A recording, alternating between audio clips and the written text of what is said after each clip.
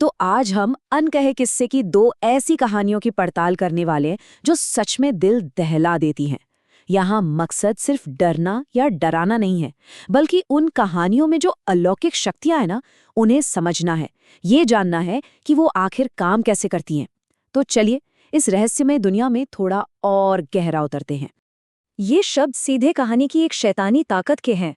सोचिए, ये एक लाइन ही हमें उस अंधेरी दुनिया की झलक दे देती है जिसमें हम कदम रखने वाले हैं।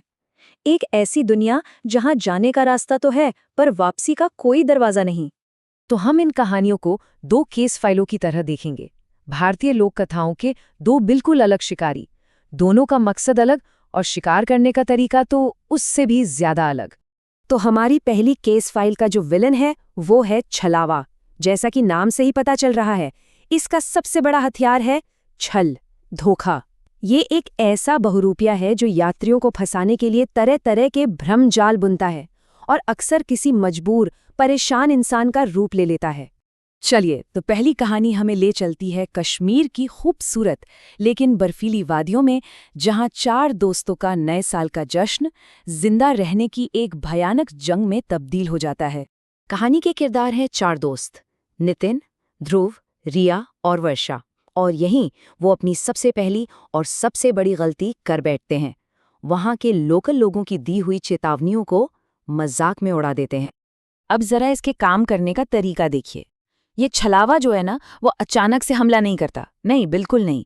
ये तो एक पूरा सोचा समझा 4 कदमों का जाल बिछाता है। सबसे पहले एक रोने की आवाज जिससे ध्यान भटके, फिर एक बेचारी लाचार लड़की का रूप ताकि कोई भरोसा कर ले। तीसरा और सबसे खतरनाक कदम, शिकार को उसके दोस्तों से अलग कर देना। और आखिर में जब इंसान पूरी तरह अकेला और कमजोर पड़ जाता है, तब ये अपना असली भयानक रूप दिखाता है। और नितिन वो इसी जाल में फंसने वाला पहला इंसान था। उस खौफनाक मुठभेड़ के बीच अचानक दोस्तों को छलावे की सबसे बड़ी कमजोरी पता चलती है। जिस बॉनफायर को उन्होंने मजे के लिए जलाया था, उसी की जलती हुई लकड़ियां उनकी जान बचाने का औजार बन जाती हैं। साफ था, ये शैतानी ताकत आग से डरती है। पर कहानी इतनी आसानी से खत्म नहीं होती। छलावा सिर्फ एक भ्रम नहीं, वो उससे कई ज्यादा ताकतवर है। वो उनकी कार का पीछा करता है, नितिन को अपने काबू में कर लेता है।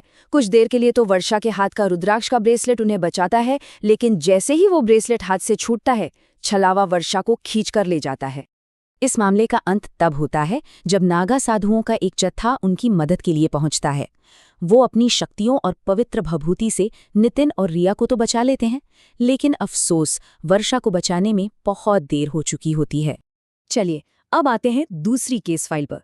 यहाँ खतरा बाहर से नहीं आता, बल्कि घर के अंदर ही घुस आता है।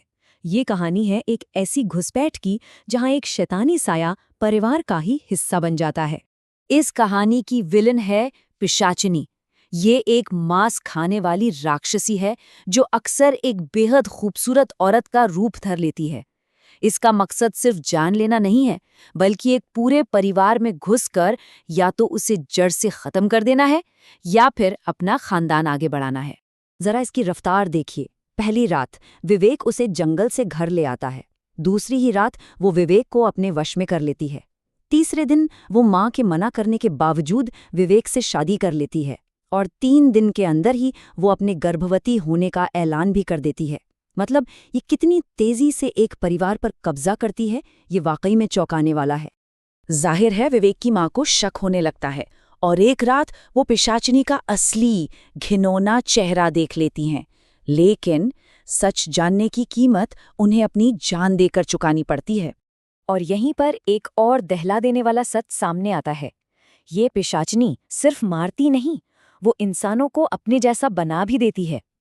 जब भाई विक्रम को पता चलता है कि विवेक भी अब पिशाच बन चुका है, तो उसके पास गांव वालों को बताने के लिए भागने के सिवा कोई और चारा नहीं बचता। तो अब जब हमने दोनों मामले देख लिए हैं, चलिए इन दोनों खतरनाक शिकारियों के तरीकों की आमने सामने तुलना करते हैं। तो अगर इन दोनों को आमने सामने रखें तो फर्क एकदम साफ है। एक तरफ है छलावा जो धोखे और सहानुभूति का फायदा उठाकर फंसाता है, और दूसरी तरफ है पिशाचिनी जो सम्मोहन और आकर्षण का जाल बुनती है। मकसद भी बिल्कुल अलग है। छलावे को बस मारना है या अगवा करना है, लेकिन पिशाचिनी का इरादा कहीं ज्यादा गहरा है। उसे एक परिवार बनाना है, अपना वंश आगे बढ़ाना है। हाँ, लेकिन एक चीज़ है जो दोनों को जोड़ती है, और वो है उनकी कमजोरी, आग। तो इन डरावनी कहानियों के पीछे कुछ चेतावनियां छिपी हैं, कुछ ऐसे सबक जो शायद सदियों से इन लोक कथाओं के जरिए हमें बताए जाते रहे हैं। तो इन किस्सों से क्या सबक मिलता है? पहला, जाने पहचाने रास्तों से मत भटको। दूसरा, सुनसान जगहों पर मिलने वाले अजनबियों से हमेशा सावधान रहो। तीसरा, बड़े बुजुर्गों और वहां रहने वालों की चेतावनियों को कभी हल्के में मत लो। और सबसे जरूरी, कभी-कभी भ्रम असल खतरों से भी ज्यादा जानलेवा साबित हो सकता है। और आखिर में एक सवाल, अगर इन किस्सों को अनकहे कहा जाता है, तो क्या इसका मतलब ये है कि ये कहानियां कभी खत्म ही नहीं हुई? क्या पता ये आज भी कहीं किसी अंधेरे कोने में दोहराई जा रही हों।